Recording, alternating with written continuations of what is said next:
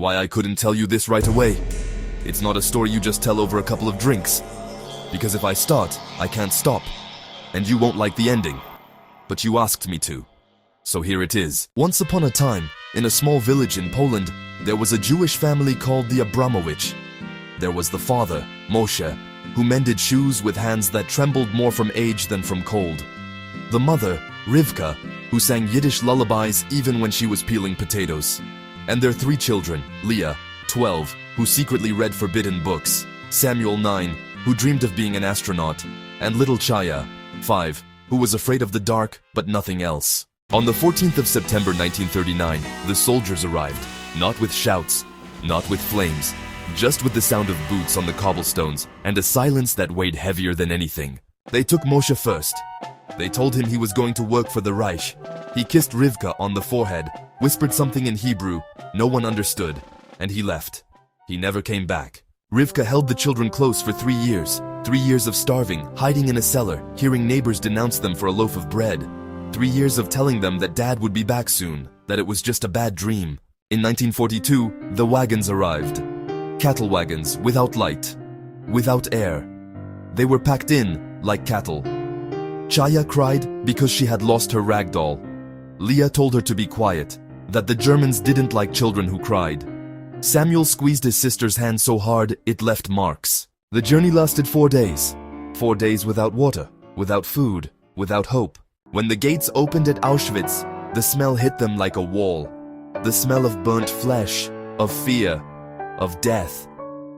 A soldier shouted, "Raus, raus!" and separated them. Rivka on one side, the children on the other.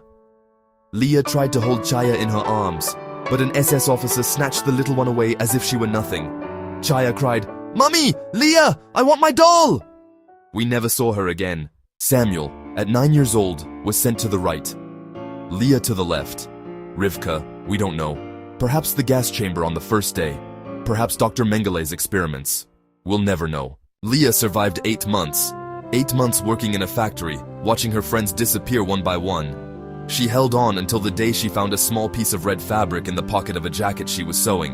The same fabric as Chaya's dress the day they left. She clutched it in her hand, closed her eyes, and let herself die. Not a bullet, not gas.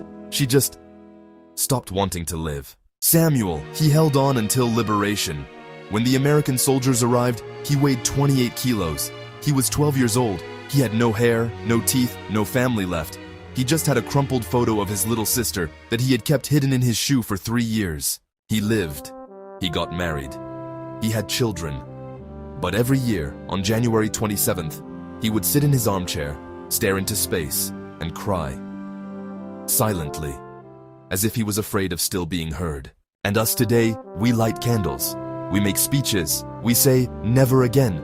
We organize commemorations. We take selfies in front of monuments. But the truth is, for thousands of years, the world watched Jews suffer and die. Pogroms, expulsions, massacres. And no one did anything. No one was truly ashamed. So yes, we are glad to have a date. January 27th, International Holocaust Remembrance Day. We are glad that schools talk about it, that children learn the names, Treblinka, Sobibor, Majdanek, Auschwitz-Birkenau. But the truth is, this shame, it shouldn't just be 1 day a year. It should burn us every day. Because Moshe, Rivka, Leah, Samuel, Chaya, they don't just deserve a candle and a speech. They deserve for us to remember that humanity failed, that we all failed, and that the next time someone says, "They're just Jews," we remember Chaya crying that she wanted her doll, and that we say never again. Never.